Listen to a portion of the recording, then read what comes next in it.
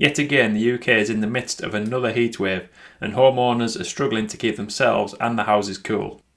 Even where I am in the northeast of England has hit mid-30s plus multiple times this year, and that makes it pretty unbearable when trying to get to sleep on a night.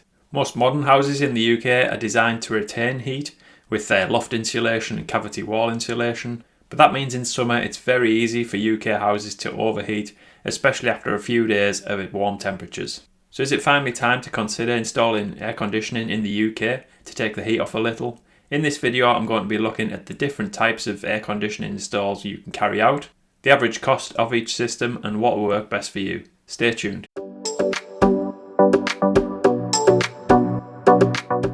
Hi everyone, I'm Danny V Solar. If you find this content useful, please subscribe to the channel for more similar content.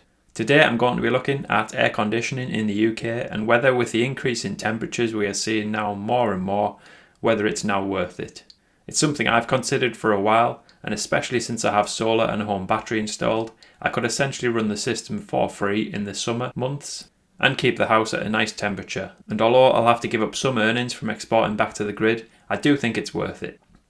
However, up until a few years ago, I probably saw myself using this system for maybe 1 or 2 weeks of the year max, and it just didn't seem worth it at the time. But now, with 2 young children who really struggle to sleep in the heat on a night, and more of these hot summer days, it's definitely something that's on my radar and something that I'm looking at.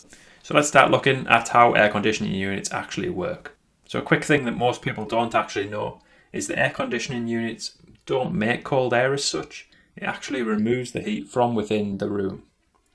Inside, the indoor unit pulls in warm air from the room, then there's a refrigerant running through it that absorbs that heat, so the air blowing back out feels cool in the room, because the heat's literally being pulled out of it. The heat has to go somewhere, so the refrigerant carries it outside through a pipe to a compressor. The compressor pressurizes it, which pushes the temperature up even more, and then the outdoor fan just dumps that heat into the outside air. Once it's offloaded the heat, the refrigerant cools back down and gets sent back inside to do its job all over again. So your air conditioning unit isn't actually cooling the house by making anything colder, it's literally just moving that heat from the room outside. There's basically 3 main types of air conditioning units available in the UK. These are portable, single split systems and multi-split systems. And if we take a look at the comparison of the different systems, a single split system is generally one outdoor unit paired with exactly one indoor unit and is generally used for cooling one room or one large area such as a studio flat for example, or a bedroom. This is the cheapest and simplest option to install, and typically the install costs range from around £1,500 to £3,000. The downside to a single split system is that if you want to cool a second room later, you will need a whole separate outdoor unit and system, and it's not like you can just add another indoor unit to the existing system. And that leads us on to multi-split systems.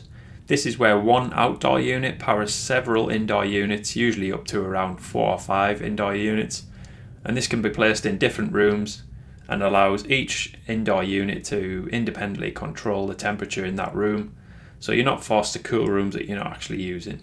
These systems cost more up front, typically £3,500 to £10,000 for roughly 3 to 5 rooms, but it's much cheaper than buying 3 to 4 separate single split systems, and you only need one outdoor unit taking up the space outside. So this is definitely best if you want to cool multiple rooms at once, or you think you may want to expand the number of indoor units that you have later on. Portable AC units are another option, and this is what I currently have. I bought my unit for around about £300 or £400 I think, and that does a pretty good job of just keeping the odd room cool for the kids when they're going to bed if we have it running for a couple of hours, that kind of thing. Usual costs for these units are between £250 and £600, although the costs do seem to have gone up during the recent heat wave. As these are less efficient, running costs are a little bit more than a split system unit at 26 to 35 pence per hour to run.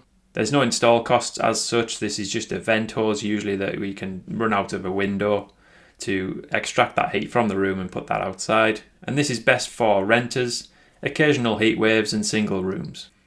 On the downsides, these are noisy, much less efficient than the split systems, and the window must stay open as long as you have the air conditioning unit running. I'll link the portable unit that I have in the description, and as mentioned this does a pretty good job if I run it for a couple of hours before bedtime of just keeping the bedrooms a bit cooler. There's also a fourth type of air conditioning unit as well, and this is called a ducted system, and this is usually better if you're doing complete house renovations or on a new build, for example. But this is more integrated into the actual house's fabric and doesn't need separate units on the wall. Now let's take a look at the different costs for different types of households. So if you have a 1 to 2 bedroom flat or a single room studio, for example, you're probably looking at around about $1,500 to $3,000 installed for the system. If you wanted a budget option, you can buy a portable unit around about $250 to £600 as mentioned, and this needs no install, but is noisier and pricier to run as mentioned earlier. If you have a medium household, say a 3-bed semi-detached, cooling around about 2 to 3 rooms, then a 2-room multi-split system, you'll be looking at around about $2,800 to $4,500, and for a 3 to 5 room multi-split system, probably around about £3,500 to £10,000. This is the sweet spot most people land in, and this has one outdoor compressor feeding multiple indoor units, so you're not paying for a separate outdoor unit per room. A typical 3-bed semi-detached cooling around 4 rooms usually lands at around about £5,000 to £8,000 typically installed in the UK. A larger household, 4-bed plus or for whole home coverage, could use either a ducted system or multiple multi-split systems, and you're probably looking at around between £6,000 to £20,000 depending on the type of install that you go for. Now some considerations here. London and the South East typically run 20 to 30% higher install costs than somewhere like Manchester or Scotland due to the higher labour rates. There's also a government grant alongside the boiler upgrade scheme which now covers air-to-air heat pumps as well, and that allows you up to £2,500 available across England and Wales since April 2026. And this could take a big chunk out of the install costs, and a lot of people still don't know that this actually exists. Running costs are generally pretty cheap on these units. A modern inverter split system typically only pulls around about 0.3 to 0.7 kilowatts once the room is cooled down, and that works out roughly £30 to £90 for a typical UK summer, so much less than generally people assume. Room size, as always with heat pumps, is critical, so if we have an undersized unit then you get poor cooling. Oversized will create some inefficiencies. And noise levels are also a consideration, especially in bedrooms where you don't want the unit necessarily running loud whilst you sleep. There are some installation constraints in some scenarios, so flats, leaseholds and conservation areas may need further permission, planning permission, that kind of thing. It's also worth considering the heating capability of these systems as well. So most split systems double up as heat pumps, so can also heat your home in winter as well as cool it in summer. So I actually had an air source heat pump installed in my house in February 2025, which has completely replaced my gas boiler for heating my home and works really well when combined with the solar panels I have installed and my home battery as well. However, although technically you can cool with an air source heat pump, it does tend to not work very well and can cause condensation on the bottom of radiators unless you have a fan blowing that cold air back into the room. But the beauty of air conditioning units or air-to-air systems is, as mentioned, you can actually use these for heating your home as well. Tim from Tim & Kat's Green Walk has actually done a video on his install. He uses the air conditioning units for both heating and cooling. And I'll link that in the description because it's a really good video to make you consider whether an air-to-air system is best for you or possibly an air-to-water system like I've got installed. And a bit like Tim has in his house, we have 6-metre bifolds facing completely westerly on the back of our house. So this room at the back gets really hot in summer.